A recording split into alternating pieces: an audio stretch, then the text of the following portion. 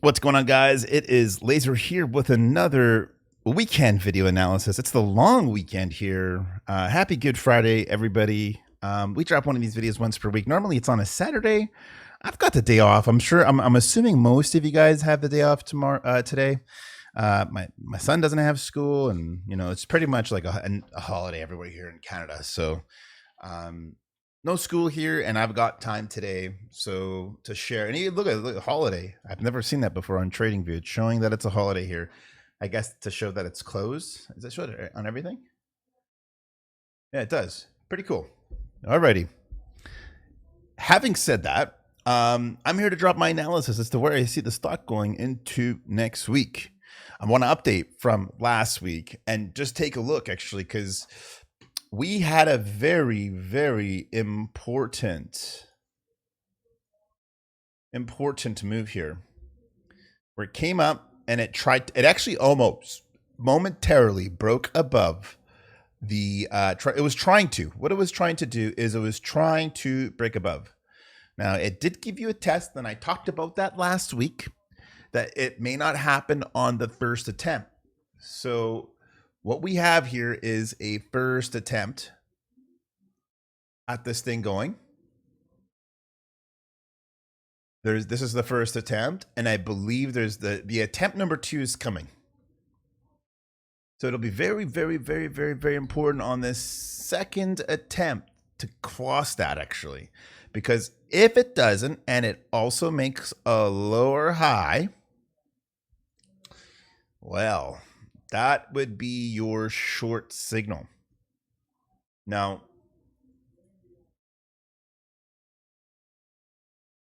that's pretty much the only way this thing turns out really, really well for NIO is we get above that line. Now, I know most of you guys are holding on to a position on NIO, and I don't think many people here are watching thinking about adding a position. But for those, this message is primarily directed for those of you that are holding on to a position. One of the things that's surely on your mind is, well, what do I do? What's the best thing to do? And again, I can't tell you to do that.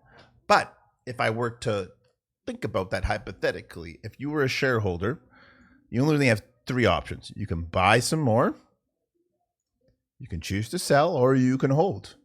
Okay? You can do any of these things. And the question is, what's the right thing to do? I mean, I can't tell you what the right thing to do is, but it's important to know what direction it's going to go in. And I wanted to bring this as a potential possibility, okay? I'm still thinking the lows are not in. That's one thing that I shared with you as my analysis. I still believe the lows are not in. And what I mean by that, and I'm just going to clarify, I believe these lows do get taken out. Here's what this means. I'm going to invert this because as a bull, if you were a bull and you were looking at this chart, you would say, oh, great. It broke out, right? We've got a breakout. It pulled back to retest that trend line. And so what you would most likely see is that golden pocket coming back down to the golden pocket, which is 325. Okay.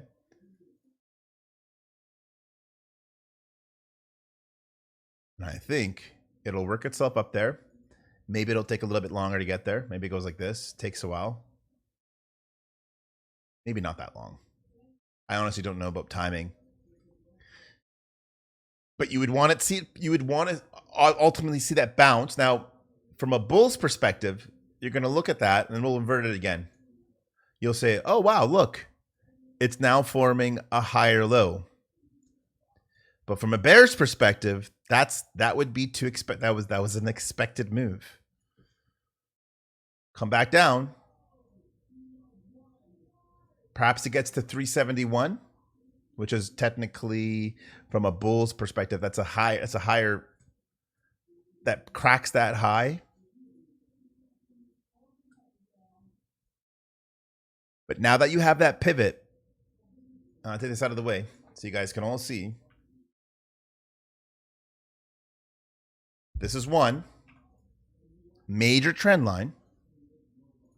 This is 2 that's about to form. So this is a second trend line that's going to be forming here. I truly believe that's what's going to happen. And you're going to get the dance here. And the only way this ends very well for the bulls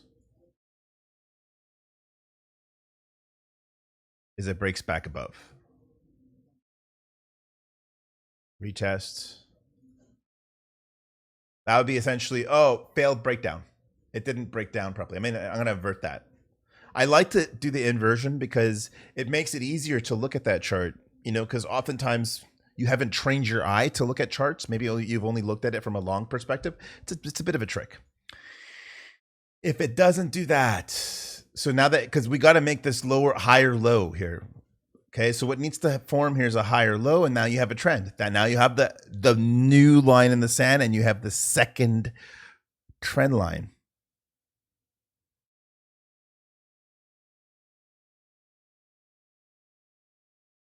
And if it breaks that line, that second line in the sand,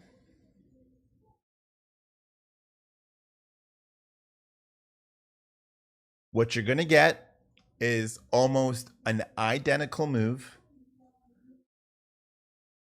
that we saw here before it flushed and gave you one more leg lower, which I would suspect would be the bottom. And so maybe that's going to be around 2. If it did that, so that there's that risk you would see around. I think 2 makes a lot of sense because if I were to delete this, that I'm honestly telling you, I don't think the lows are in. And that means that if the lows at 3 get taken out and we don't break above, but in fact we reject 239, you can maybe see it push down to 239 here. That's a support level here. As low as 1. That is a possibility, and I hate that, but it's the Bears are in control of this until that thing gets taken out. And I believe we only saw the first leg down.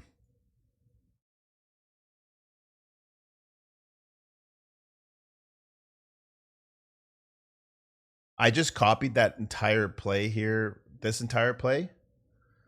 I'm trying to the best I can. And it's so weird how, like, even the timing wise, it's so similar. I mean, mind you, I am lining it up, but that would be essentially your breakdown, retest. So again, I come back to the, if you're a holder, there's only 3 things you can do. Don't overcomplicate it. Are you going to average down and buy more? Are you going to sell your position and hedge your position or take some off? Or are you going to do nothing? Just hold.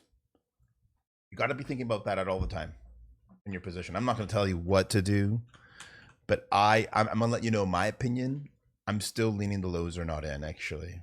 And I think there's a very real possibility that we're going to see something crazy. And if it did something like that, look at that. The absolute all-time low is $1.19. It would come just tag below that. I would suspect if it did something like that, it would look a lot like this, where it would be like, okay, this is what we're in this phase right now. It would bottom out here, and then it would explode back up.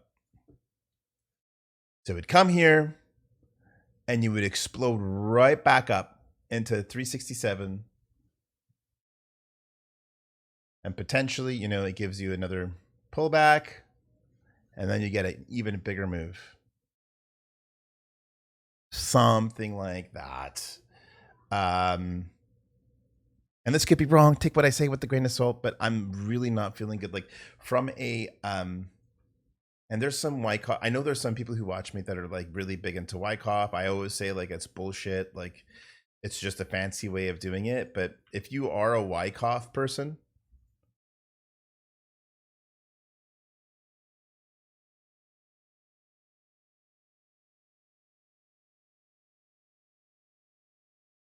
like in this channel like broke. Okay. And you know what that means? The Bears are in complete control here, like utter complete control. And I'm sad to say that, but it's absolutely true. Bears have complete control of this stock right now. And so that's a very real possibility. Now, we look for hints too. We look at other things too. So there's a lot of other factors, guys, that like make me feel like this isn't going to be it. Like it's bounced already 20%.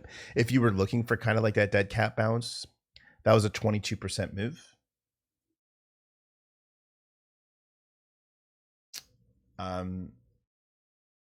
That could potentially be measured as a, that was a 25% move dead cat bounce before it broke down. What I think needs to happen, if you're being like, if you want to eliminate as much doubt as you possibly can, there's two things that need to happen. Okay. You need to wait for that higher low to take place, which is going to be around 325, I think.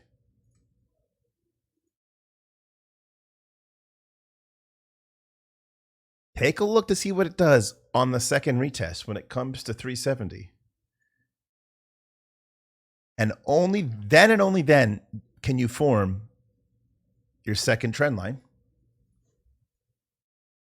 And without making any rash decisions, if it rejects again here and it breaks below this trend line, you really got to start questioning, like, man, are we going to get like a really big move down? You got to question that. Now, the advantage here of waiting for this entire thing to play out, which is patience. Patience is really important. You want to see how this plays out. Is there's always the chance it breaks back above, comes right back up, and then you got your squeeze. You can see that. That's a possibility, and those are the things that you have to weigh in on. And so, if you do get that breakup, I would suspect there would be like that retest, and just like here momentarily, if I were to go into small time frame, it's like, oh, it broke above. You got to wait for those candles to close, like those hour candles to close before you get like overly excited. You want to wait for those candles to close. That's the bull case. Your bear case, this thing kind of comes here for a bit. Maybe it does this lower high, comes down a bit lower. It starts faking people out like, oh my God, it broke the second trend line. And then it gives one last up thrust to retest it. And it's like, oh, I messed it up. And then it does that. Something like that. Like, this is what I see. I hate, please, I'm not trying to intentionally be like bearish, but this is how I see it. And I would suspect wherever it bottoms, that will be like a beautiful bottom and a beautiful swing play wherever that bottoms. Now let's factor in some other things as far as timing. We talked about timing. It's something crazy, and it's a pretty good number. 90% of all reversals took at least 3 months from peaking. At least, minimum 90%. So it's almost safe to assume that this reversal will take up to 3 months. And so 50% of them happened in 3 months. Another 45% I think happened in 3 months, and another 45% happened in 4 months. And we're like, I think month 1 in, so there's still a lot to go here. And you just draw this out as a path. So NIO's one piece of the puzzle. And I look at the velocity here, and I see here the 200-day moving average. I've talked about this. Could it make a higher low? Even if it continued up and broke up, it would still bottom out and make a lower low. And it's gonna basically, in my opinion, it's like this on repeat. I think this is what's going to play and repeat. It's going to do this. You're going to get like that base, perhaps a dip, and then a huge pop on earnings, and the next leg lower actually, and then it moves up. So that's the way I see it. I'm gonna go with that. I could be wrong, and so I'm not gonna try and call both. Some people have in the past said you're just trying to say both and just be right. No, I'm gonna call it an invalidation. The invalidation here, and like where you want to kind of hold, and I talked about that is really just truly breaking back above here. That's it for me. That's what I believe. Now, take what I say with a grain of salt. I don't want, if you're making a big financial decision, which I mean, for most of you who hold like a really large like share position, which likely would, please seek seek an expert. I'm just a guy who loves the stock. I love kind of talking about where I see it going. And again, NIO is just one piece of the puzzle. We go into the Hang Seng Index.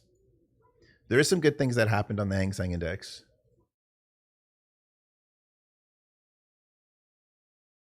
What was good about the Hang Seng is it's trying to break back out. And if you look how much it's retraced so far, it looks like it might want to try and get to the 50, and potentially you might even see it go to the 20. Now, in theory, it looks kind of squeezy because it's broken back above a major pivot.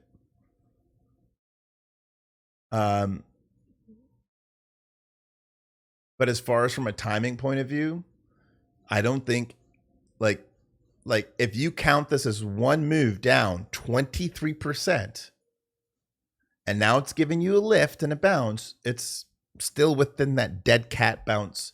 Like it's not even a breakout here. And the biggest rejections always happen right at resistance here. And if it forms a higher low here, you could still see that next leg come down lower into the Hang Seng Index. And again, I look at the velocity as well to kind of get hints here. And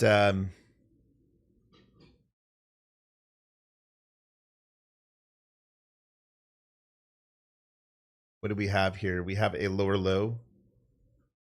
So this whole move up was this. It still needs to make a higher low. Right?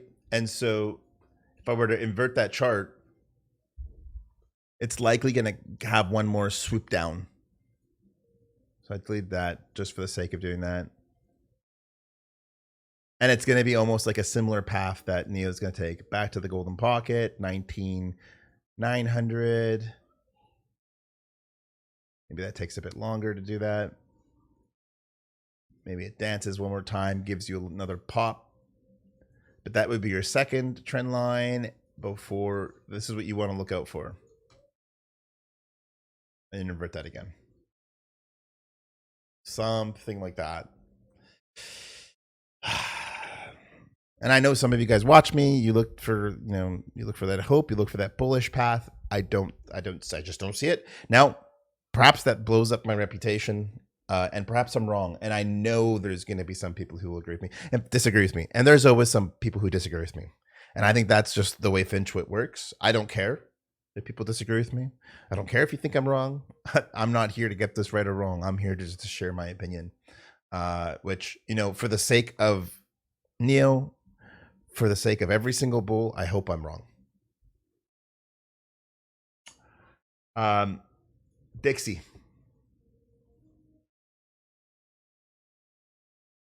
It really just capitulated down here. You got to start asking yourself, is it bottoming out here? Will it? I think it eventually will come down a little bit further at 98. I think we might see 98. And if we don't, I think we're going to see a rise in that Dixie soon.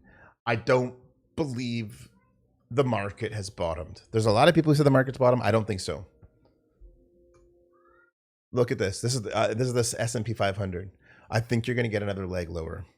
Like it's going to be another whoosh lower. It's my opinion. Now I will get that opinion will be entirely invalidated if I were to see a move that were to break up here.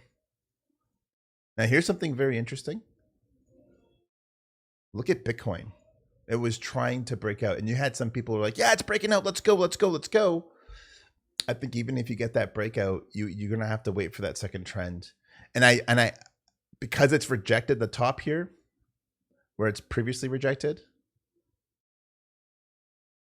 I believe it's still coming down here. And the question is if Bitcoin's going to 64, there's a major correlation for the rest of the market. So I still think there's that potential. We see that sweep down on Bitcoin. It hasn't even broken out of the first major trend line. So a lot of people are getting like preemptively bullish. It's in an overall downtrend. So got to be cautious. And I think that's like another X factor there. Baba. Let's look at Baba here. Baba had this drawn out from last week. So let's delete it's a little bit messy here. So I don't know if you guys are following here on Baba, but I'm going to delete some of this so it's easier for us to see. I was calling 95 or 179. I think 179 is out of the picture for now. It looks like it bounced here off 96. It's going to probably come down to like 94, 95. And if it does break below that, if it doesn't hold, sounds weird. Can it do that? No, I don't think it would. Maybe like on the mid channel. That just seems wild if it would go all the way down and take out the lows at 56. Perhaps. For now, I'm going to say you're going to want to watch Baba hold. I don't think the bottoms are in on Baba. Just look here. When was the last time we were here on the velocity? Was the bottom in when it hit 82? Nope. Came down to not much. Came lower by a couple dollars, which I think is what's going to happen here. 95. You might see 94, maybe 93 as your potential bottom. And if the Hang Seng breaks down further, you got to entertain that idea for 57 for Baba. I'm just bearish. I'm sorry. I can't always be a bull. There's a time to be bullish and a time to be bearish. Things are kind of breaking for now. And sorry for Baba here.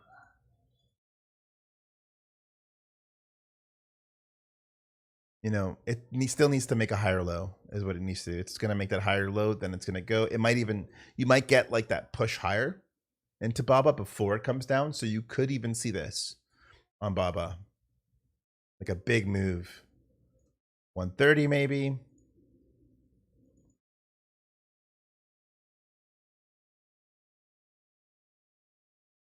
Something like that. You could get something like that.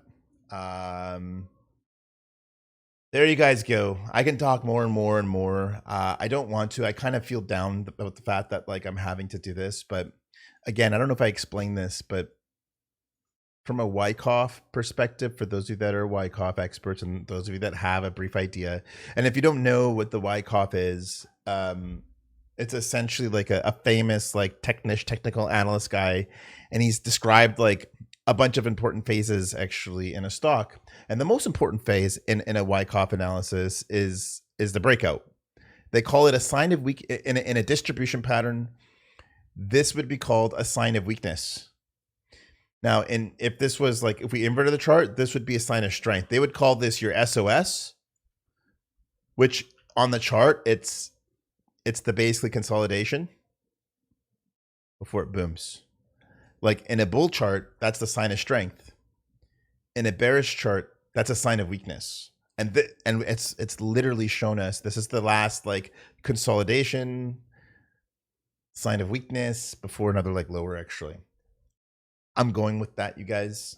I know there's a lot of great things in the pipeline from a fundamental perspective. I know ET9s are starting. I think there's deliveries going on for that. I know Firefly's just around the corner. I know Ombo is, I think there's like another, I read about that. I know Ombo is going to be launching that. I know there's all these great things in the pipeline, but as a technical analyst, I don't actually factor that in. I will consider it, but I don't factor that in when making an ultimate decision on the TA on this. And so based off what I see so far, it looks spooky. It looks a bit scary. And that's my update here, guys. If you have questions, which I would imagine a lot of you guys would, or if you disagree with me and you think I should go pound sand, let me know in the comment section. Just let me have it. You know, if I need to be put in my place because I'm speaking ludicrous terms, let me know. I'd like to hear it. Or if you agree with me, let me know so I don't think I'm just the only one who sees this. I want to hear your thoughts in the comment section. I'll be reading that, checking it out. And truthfully, I really do hope you guys all have a wonderful long weekend. And that's it. That's all. Oh, and before I end my video, guys, I'm probably going to make some tweets today. Given that like this is my opinion on NIO, and I think it's more and more, this is becoming a stronger thesis. I'm going to try and tweet about some other stocks. So if you're interested, you're looking for some really cool ideas, I'm going to share some ideas on some different stocks as to where I see things going. But if you're looking for a hint, I think the whole market's going to have another like lower. So I think there's going to be a lot of opportunity coming over the next few weeks. That's it. That's all, guys. If you like this video, smash the thumbs up, hit the subscribe button, and I hope you guys all have a wonderful, wonderful long weekend. Cheers.